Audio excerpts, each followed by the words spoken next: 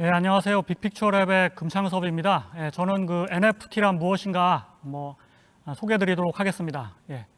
제 소개를 먼저 간단히 드리면은 여기 이제 대덕 연구단지에 있는 애트리에서 블록체인 AI 기술을 연구하다가 3년 전에 블록체인 스타트업을 시작했습니다. 오늘은 이제 그 NFT란 무엇인가에 대해서 말씀을 드릴 텐데 그 내용을 보게 되면은 블록체인에 대해서도 조금 간단히 말씀드리고 NFT가 어떤 건지, 이게 어떻게 사용이 되는지, 그리고 이거를 구매를 한다면 어떻게 이제 구매를 하는지, 그리고 이 NFT를 이루는 그 플랫폼, 이런 것들, 그리고 비트코인과의 차이점들을 제가 하나씩 소개드리겠습니다. 우선 이제 블록체인을 간단하게 말씀드리면은, 블록체인이라는 거는 이제 두 명 간에 이제 거래를 할 때 그동안은 이제 은행에 있는 데이터베이스 기록을 갱신을 해가지고 입금과 출금을 하는 방식으로 진행이 됐다면 이제 블록체인에서는 은행이 없어지고 두 당사자 간에 믿을 수 있는 기록을 만드는 방식입니다. 이 방식이 어떤 원리로 되어 있는지 뒷장에서 한번 제가 또 한번 소개해 드려 보겠습니다.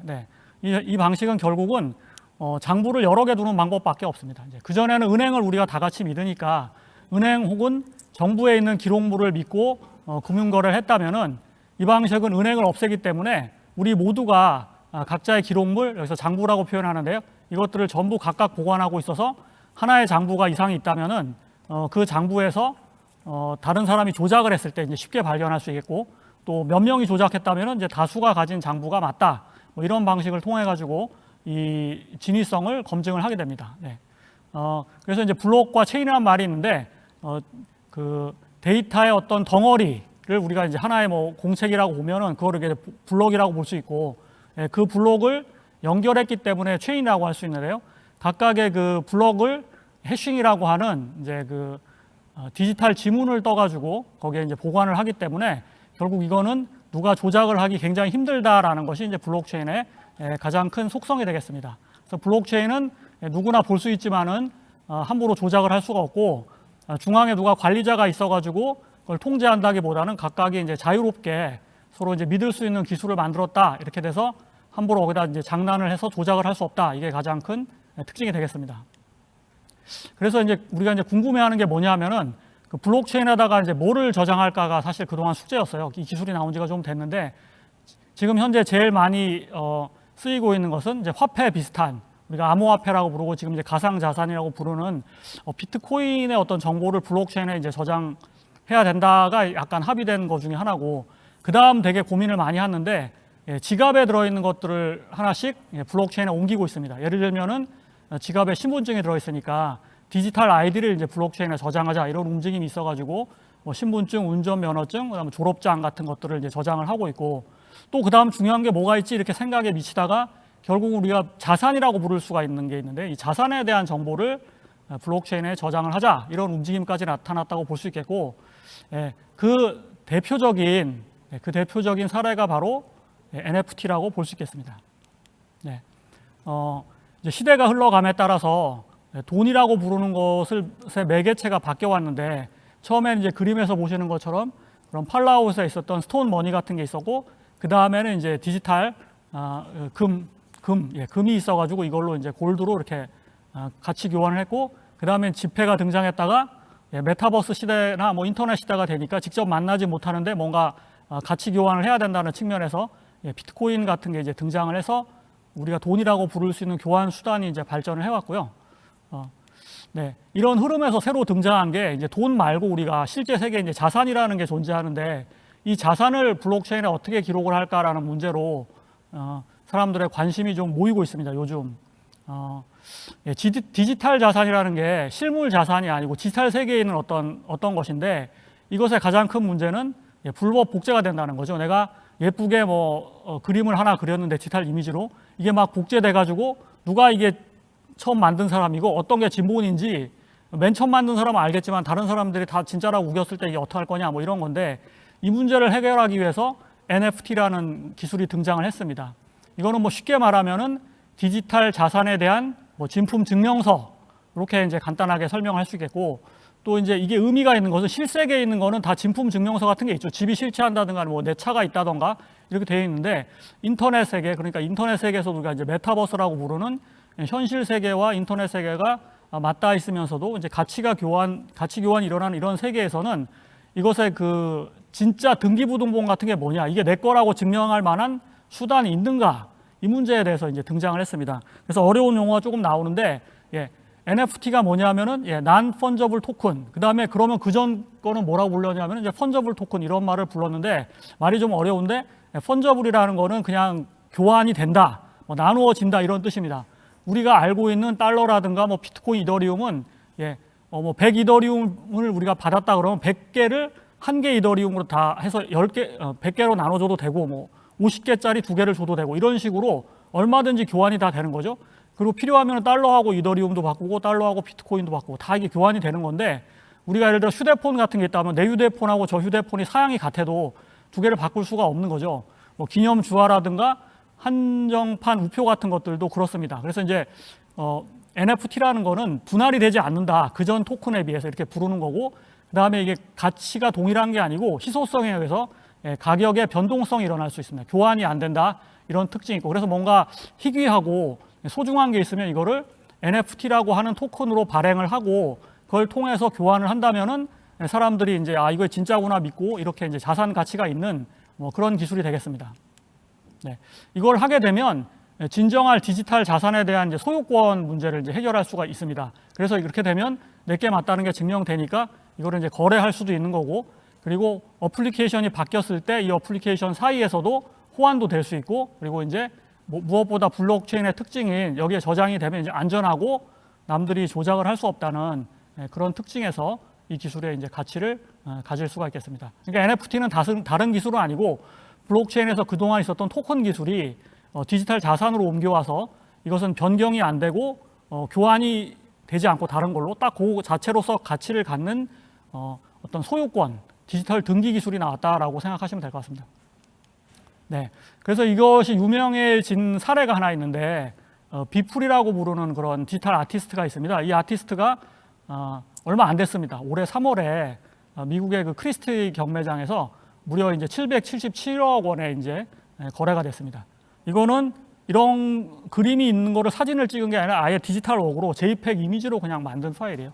이게 무려 700억 이상의 가치로 거래가 됐다면서부터 사람들이 이게 뭐지 이러면서 나타났고요. 기존의 이 뭐 미술품을, 실제 미술품을 모으고 이런 사람들이 아니고 새로운 세대가 이런데 관심을 갖기 시작했다고 볼 수 있습니다.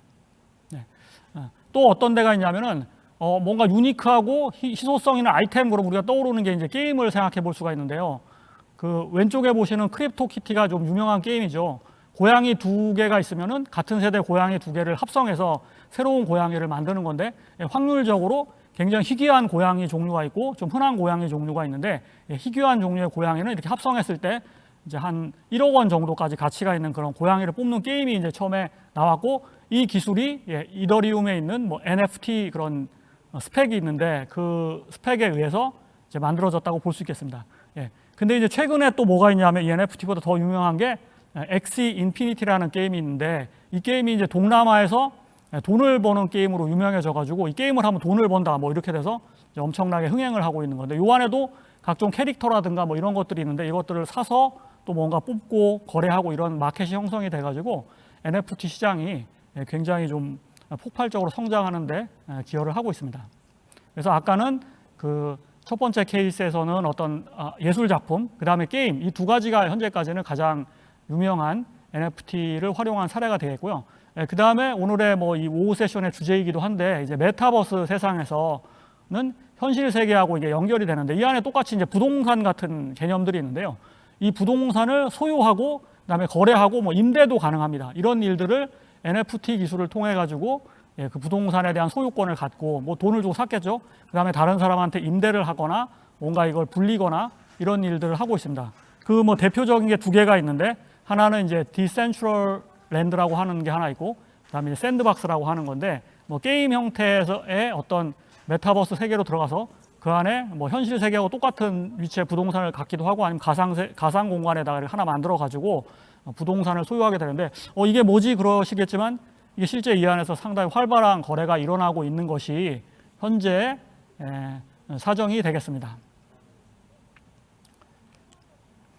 그 다음에는 이제 스포츠 산업에서도 활용이 되고 있는데, 아시겠지만은 이제 코로나 시대가 접어들어가지고 생각보다 스포츠 산업이 침체를 좀 했습니다. 관중 감소라든가 뭐 이런 것들이 있는데 여기서 이제 NFT가 좀 다른 블록체인 기술하고 달랐던 거는 이 블록체인 기술이 워낙 시장에 파괴적인 어떤 성격이 있어가지고 기존의 금융업에 뭐 도전을 한다거나 정부에서 발행한 화폐 권위를 뭔가 침해를 한다거나 하면서 이렇게 대립각을 세웠는데 그런 게 아니라 이 조금 스포츠 산업이 약간 하향 길로 접어드는 거 아니야라고 생각할 때 이 기존의 산업을 좀 성장시키는 쪽으로 갔는데요. 아시다시피 이제 NBA에는 그런 이 유명한 선수들의 스포츠 카드를 이미 판매를 하고 있었는데 이 종이 카드로 하는 게 아니라 디지털 구치로 바꾸는 거죠. 이미지를 만들어 가지고 카드를 이미지 형태로 만들어서 이걸 거래했더니 상당히 활발하게 해서 엄청나게 펀드레이징이 된 사례가 있습니다. 그러니까 그래서 제일 먼저 한 거는 이제 NBA 탑샷이라고 하는 것이 이제 활약을 시작했고요. 그러니까 그거를 딱 보니까 다른 스포츠 산업 마찬가지잖아요. MLB도 있고 또 내셔널 풋볼도 있고 여러 가지 분야에서 다 지금 활약하고 있기 때문에 기존 산업을 조금 더 볼륨을 키우고 침체된 시장을 활성화하는 쪽으로 이 기술이 지금 사용이 되고 있습니다. 네. 그리고 이제 국내에서도 이게 조금 유명해진 계기가 되겠는데 우리가 이제 이런 예술품이라든가 어떤 뭐를 수집하는 분들이 계세요. 그래서 아시겠지만 이제 이세돌 구단이 제4국에서 이제 알파고를 이긴 게 그냥 기념비적 사건이고 앞으로 인류가 알파고로 이길 가능성이 거의 없는데 이 부분을 이렇게 탁 대국한 어떤 장면을 하나 뽑아가지고 이거를 이제 NFT 사이트에서 이제 입찰을 했죠. 오픈시라고 뒤에 나오는데 근데 이게 무려 이제 2억 5천만 원에 이제 낙찰이 되는 그런 일이 있었습니다. 이게 뭐지 그러는데 이걸 이제 사가는 분이 이제 있었던 거죠. 그리고 간송미술관이라고 그 굉장히 그 유명한 미술품들을 모아서 관리하는 그런 데가 있는데 여기가 생각보다는 그 자금난에 좀 시달렸다고 합니다. 훈민정음 해례본이 있는데 이 해례본을 가지고 어떻게 할 수 없을까라고 프로젝트를 최근에 추진을 해가지고 이 해례본을 직접 드리는 게 아니고 이 해례본의 이미지를 딱 이렇게 NFT화 시켜서 이거를 경매하는 사이트에 이제 내놨는데요. 이거는 이제 한 개만 발행한 게 아니고 100개를 찍었습니다. 그래서 개당 1억 원씩을 받고 오픈을 했는데 제가 오늘 아침에 한번 또 조사를 해봤는데 현재 85개까지 이제 계약이 됐다고 합니다.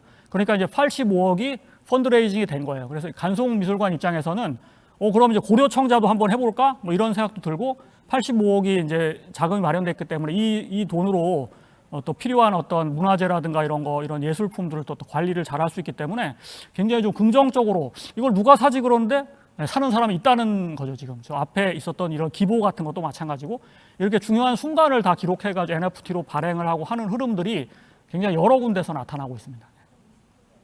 이게 이제 사례가 되겠고요.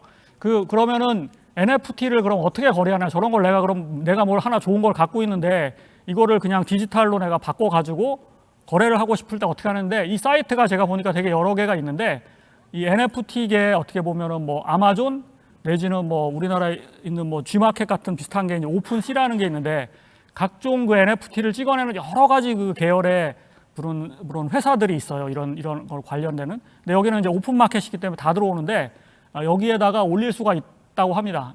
그래서 이게 좀 어려워요. 처음 안 해보신 분들은 용어가 막 낯선 용어가 등장하는데 이 거래를 하기 위해서는 내가 이제 암호화폐 지갑이라는 걸 하나 가지고 있어야 되거든요. 그 지갑 중에 가장 이제 안전한 게 이제 메타마스크라는 건데 이 메타마스크고 NFT는 대부분이 이제 이더리움 플랫폼에서 가기 때문에 이더리움을 어디선가 구해야 돼요. 아는 분한테 받던가 아니면 알고 있는 유명한 그 사이트에서 사던가 그런 거죠.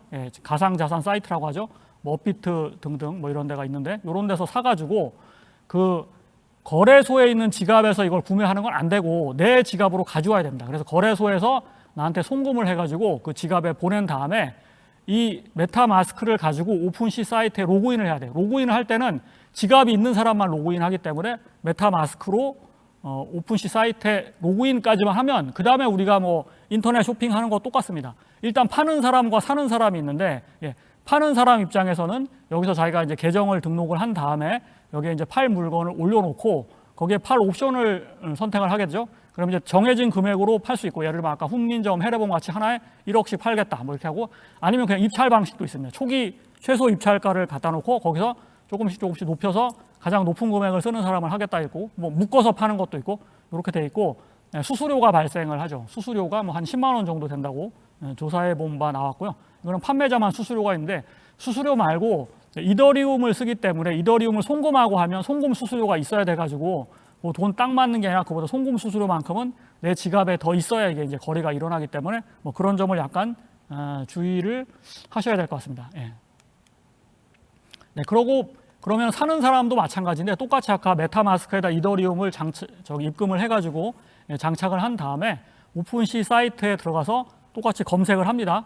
그러고 거기에 블록체인의 정보를 확인하는 게 있는데 이걸 눌러보면은 진품인지 가품인지 확인해 볼 수 있거든요. 뭐 정보들을 확인해 가지고 이거 진품이라는 거 확인하고 소유자도 확인한 다음에 구매 버튼을 누르고 거기다가 이제 메타마스크에서 이더리움이라는 암호화폐를 결제하면은 뭐 되는데 아마 제가 볼 때 이 부분은 뭐랄까 그 암호화폐 지갑을 만들고 송금을 하고 이런 부분이 너무 어렵다고 느끼는 분들이 있어서 조만간 그냥 실제 돈으로 또는 신용카드로 구매할 수 있는 게 나올 가능성이 크다고 봐요. 점점 이 시장이 커지면은. 네.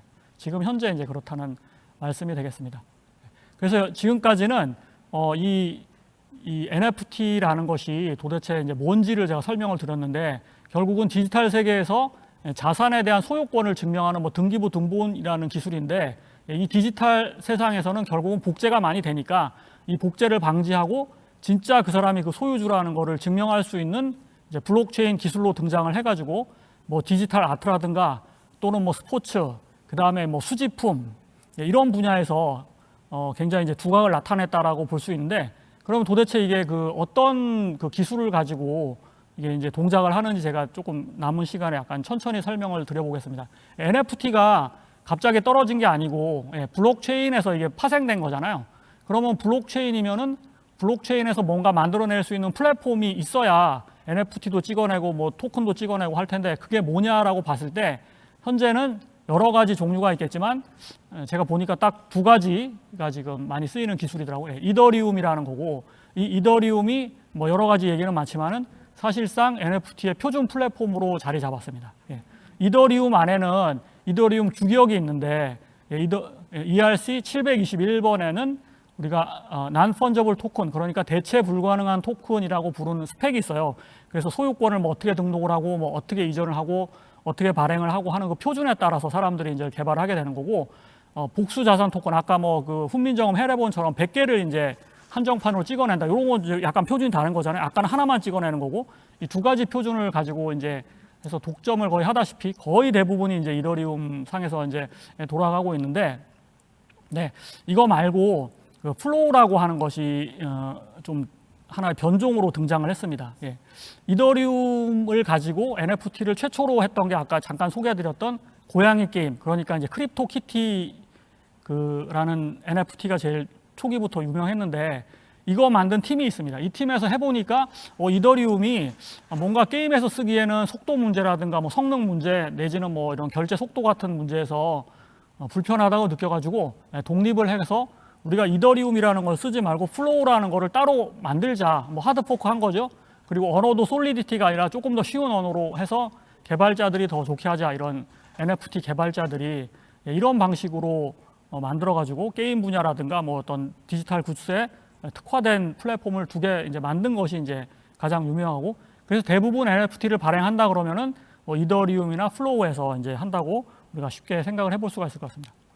이거 이외에도 여러 가지가 있어요. 이제 테조스라는 게 3세대 블록체인으로 등장했는데 보통 블록체인이 가다가 어떤 업그레이드 할 일이 있으면 옛날 거를 이렇게 버리고 하드포크라고 다른 브랜치로 이렇게 나가는데 테조스는 이제 하드포크라는 그런 특별한 진화 절차 없이 체인 안에서 합의를 해서 스스로 이렇게 진화해 나가는 블록체인 개념으로 등장한 건데 이 테조스도 블록체인 플랫폼으로서 이제 전환을 용도를 잡아가려고 지금 하고 있고 뭐 뒤에서 또 말씀드리겠지만 칼라민트라는 전용 블록체인 플랫폼을 이제 작동을 시키고 있는 거죠. 그리고 세타라고 하는 또 플랫폼이 있는데 이거는 컨텐츠 그냥 유튜브 같은 것들을 유튜브 같이 중앙 서버가 아니고 분산된 서버 내에서 이제 딜리버리 할 수 있는 그런 네트워크를 개발하고 컨텐츠 오너하고 그다음에 그거를 시청하는 사람이 그 이익을 나눠 갖자 이런 또 프로젝트가 있었는데 여기서도 이제 NFT 주로 이제 컨텐츠 크리에이터하고 시청자들이 이제 이익을 볼 수 있는 그런 플랫폼을 만들어서 이제 뿌려 나가고 있습니다. 이더리움 킬러라고 불렸던 EOS에서도 NFT 플랫폼을 동작할 수 있는데 아직은 그 거버넌스 문제 같은 게 있어가지고 그 기술은 되게 좋지만은 실제로 동작하는 데는 좀 어려움이 있는 걸로 알고 있고요.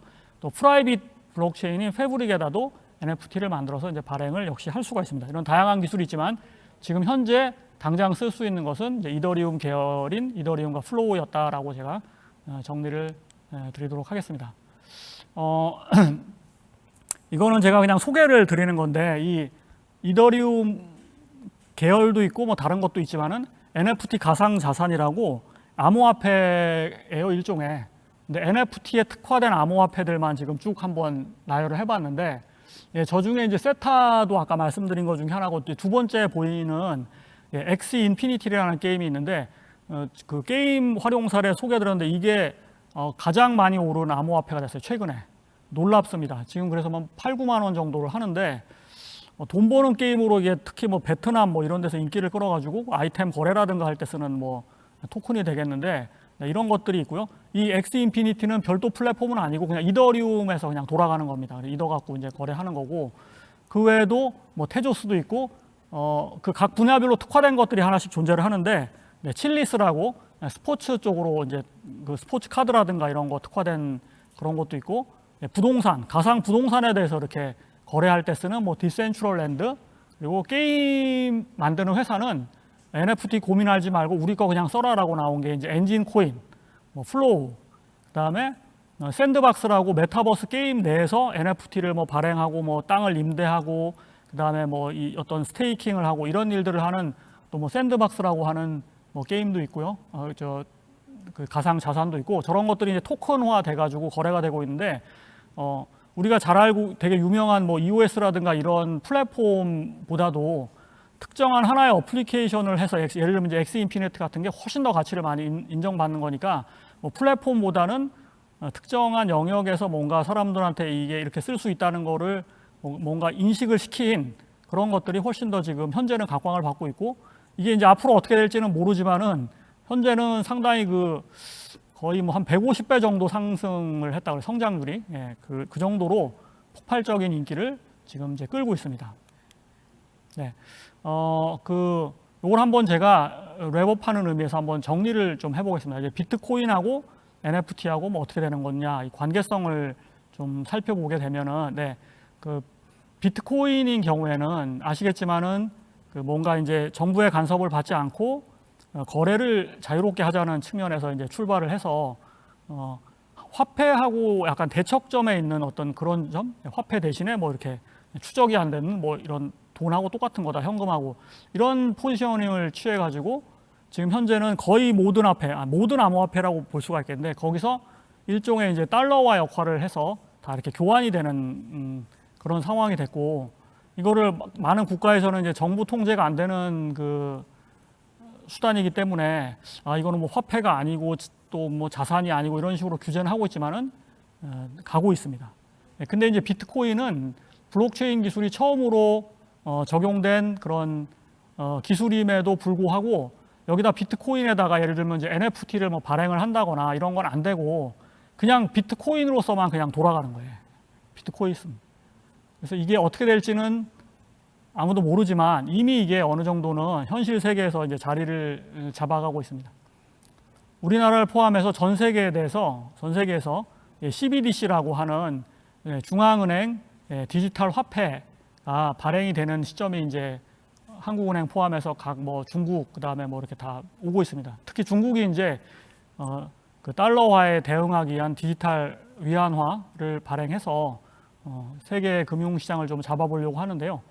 이 발행 시점에서 결국은 비트코인이 이제 뭐 쓸모가 있다 또는 쓸모가 없다 뭐 이렇게 아마 크게 결정이 될 것 같은데 쉽게 없어질 걸로 보이지 않는다라고 이제 생각할 수가 있는 게 CBDC가 되게 되면 결국은 이 암호화폐하고는 다르게 그냥 은행이 중간에 낄 수도 있고 없을 수도 있는데 개인의 지갑에 그냥 원화라든가 세계 각국의 돈이 이제 들어올 수가 있고요. 그렇게 되면은 결국은 다 추적이 된다는 뜻이거든요. 개인의 금융거래가. 그러면은 현금 같은 성격은 이제 사라지기 때문에 현금 성격에 있는 게 뭐가 있을까라고 찾다 보면 이제 비트코인 같은 게 또 뭐 등장할 수가 있고 현재는 이제 그런 상황이 되겠습니다. 네. 이제 그 NFT 같은 경우에는 지금 MZ 세대인 경우에 기존의 실물 자산을 보유하기가 상당히 이제 어려운 그런 시대에 접어들어서 암호화폐에서도 관심을 되게 많이 가졌지만 암호화폐는 또 실체가 있냐 없냐 뭐 이런 얘기를 하고 있는데 이 NFT라는 건 실체가 있는 거하고 이제 매핑을 해놓은 건데 디지털 세계에서 굉장히 관심을 많이 갖고 그것들에 투자를 많이 하고 있다고 볼 수가 있을 것 같아요. 예. 투자를 하는데 여기에서 결국은 발행된 게 내 재산이 확실하다는 것을 증명하기 위한 어떤 수단이 있어야 되고 또 그것을 거래를 또 이제 해야 되는 그런 어떤 뭔가 기술이 있어야 되는데 거기에 이제 딱 들어맞는 게 이제 NFT가 되겠죠. 네.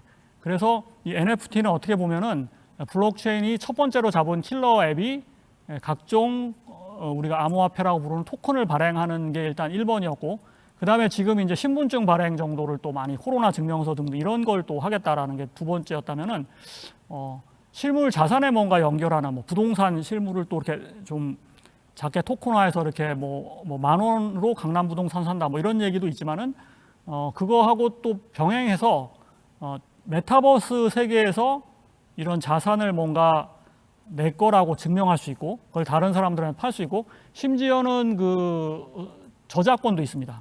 내가 이것에 이 어떤 디지털 예술 작품의 주인이면 이게 거래될 때마다 제가 그 어떻게 보면 일정 정도의 수수료를 받는 거죠. 예. 그런 것까지 되기 때문에 굉장히 좋아할 수 있는 요소를 많이 갖고 있어가지고 메타버스 세계에서는 뭔가 거기 실제 있는 물건을 증명할 수 있는 방법이 사실 많지 않기 때문에 굉장히 이제 확산될 가능성이 상당히 높은 거고 또 생각해 보면은 비트코인이나 뭐 암호화폐 이런 계열들은 기존의 정부에서 하고 있던 일을 대체한다 또는 뭐 일부를 한다 하면서 그 대척점에 서서 싸웠던 데 비해서 NFT는 그런 부분이 좀 상대적으로 덜함과 동시에 기존 산업을 파괴한다는 개념보다는 기존 산업에서 이거를 활용해서 아까 뭐 스포츠 산업이라든가 뭐 이런 예술 산업들 보면 뭔가 시장이 자꾸 축소되고 위축되는데 이걸 통해서 이제 새로운 구매층이 나타나는 거죠. 이렇게 디지털로 발행하니까 이렇게 돼가지고 뭔가 붐업을 시키는 기술로서 사람들한테 다가서고 있는 것 같아서 지금 현재로는 이게 실제 뭐 어떤 가치가 있는다 이런 거에 대한 논란은 있을 수 모르지만은 상당한 그 파급력을 나타내고 있다라고 볼 수 있겠습니다. 예. 네, 이상으로 빅픽처의 금창섭이 그 NFT에 대해서 여러분에게 어떤 것인지 소개해드렸습니다. 감사합니다.